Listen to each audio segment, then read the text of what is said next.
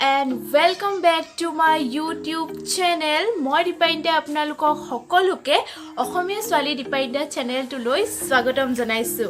যদি আপোনালোকে মোৰ চেনেলটোৰ নতুন সদস্য তেন্তে hi I am Dipainda Bordoloi make sure you subscribe my channel আৰু যদি আগতে আপোনালোকে সাবস্ক্ৰাইব কৰি থৈছে তেন্তে থ্যাংক ইউ সো মাচ। মই আপোনালোকৰ মাজলৈ এটা ৰেচিপি লৈ আহিছো। ৰেচিপিটো হৈছে বেংগলী ষ্টাইলৰ ৰৌ মাছৰ কালিয়া।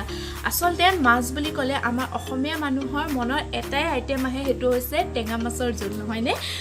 কিন্তু মই আজি বেলেগকৈ অকণমান বেলেগকৈ বনাম বুলি ভাবিছোঁ আৰু মই বনাম আজি গম পালে বেংগলী ষ্টাইলৰ ৰৌ মাছৰ কালিয়া। তেন্তে বেছি কথা নাপাতি আজি ভিডিঅ'টো মই এতিয়াৰ পৰাই ষ্টাৰ্ট কৰোঁ। মই কেনেকৈ বনাওঁ আপোনালোকৰ আগত শ্বেয়াৰ কৰোঁ।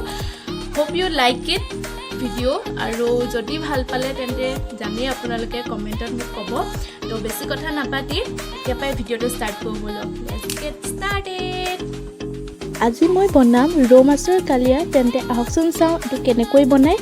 ৰৌ মাছৰ কালিয়াৰ বাবে মই লৈছোঁ 5 পিচ ৰৌ মাছ। মই হালধি নিমখ দি মেৰিনেট কৰি লৈছোঁ। এটা ডাঙৰ চাইজৰ আলু, এটা ডাঙৰ চাইজৰ পিঁয়াজ মই কাটি লৈছোঁ। 4টা জলকীয়া, এখিলা তেজপাত, 4-8 ফুটামান নহৰু, আদা 200 কলমান আৰু গোটা মছলা কেইটামান লৈছোঁ।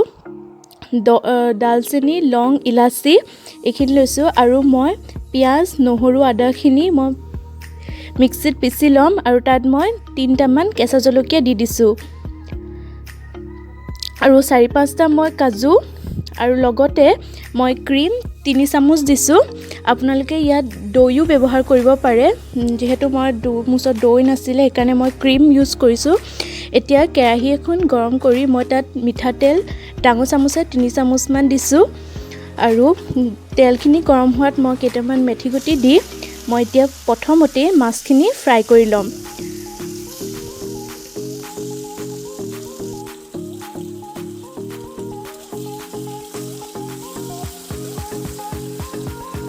মাছ ফ্ৰাই কৰা তেলখিনিতে মই আলু কেইপিচ ফ্ৰাই কৰি ল'ম। এইখিনি মই দীঘল দীঘলকৈ কাটি লৈছিলোঁ, যিহেতু এইখিনি মই এতিয়া গল্ডেন ব্ৰাউন হোৱালৈকে ফ্ৰাই কৰিম আৰু মই গেছটো মিডিয়াম ফ্লেমতে ৰাখিছোঁ। আলুখিনি গল্ডেন ব্ৰাউন হৈ গৈছে দেখা পাইছে। এতিয়া মই আৰু অকণমান তেল দি তাত অকণমান জিৰা দি ল'ম আৰু এইখিনি মই ফুটাই ল'ম।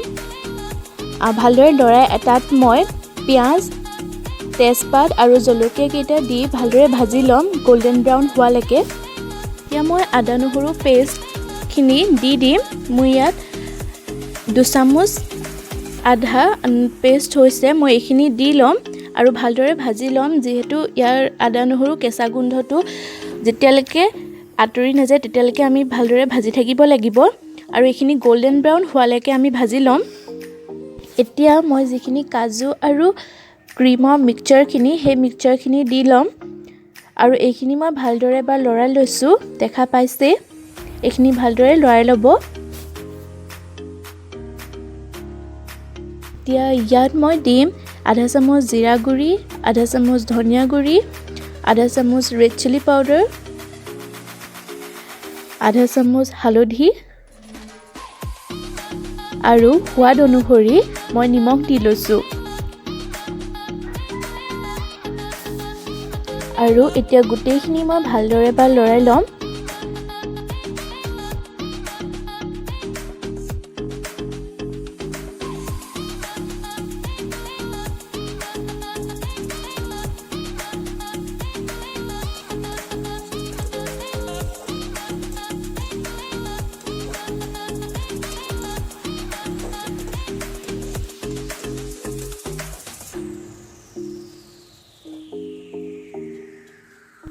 এতিয়া মছলাখিনিয়ে দেখা পাইছে নিজৰ তেলটো এৰি দিছে।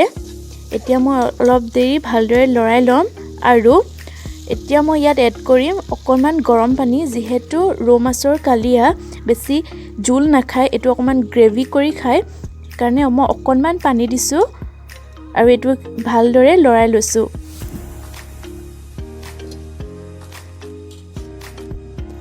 এতিয়া মই ফ্ৰাই কৰি থোৱা আলুখিনি ইয়াত দি দিম আৰু গোটেইখিনি এবাৰ ভালদৰে মিক্স কৰি লৈছোঁ। দেখা পাইছে মই ভালদৰে গোটেইখিনি মিক্স কৰি লৈছোঁ। এতিয়া ঢাকনিৰে ঢাকি থৈ দিম। 5 মিনিটমান ঢাকি থোৱাৰ পিছত দেখা পাইছে ইমান ধুনীয়াকৈ উতলি আহিছে। এবাৰ ভালদৰে লৰাই লৈছোঁ।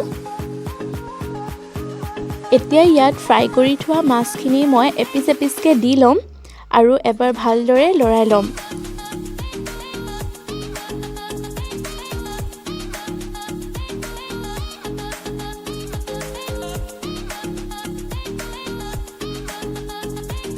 আৰু শেষত ফাইনেল টাচ মই ধনিয়া কাটি দি দিছোঁ। আৰু ৰেডি হৈ গ'ল বেংগলী ষ্টাইলত বনোৱা ৰৌ মাছৰ কালিয়া।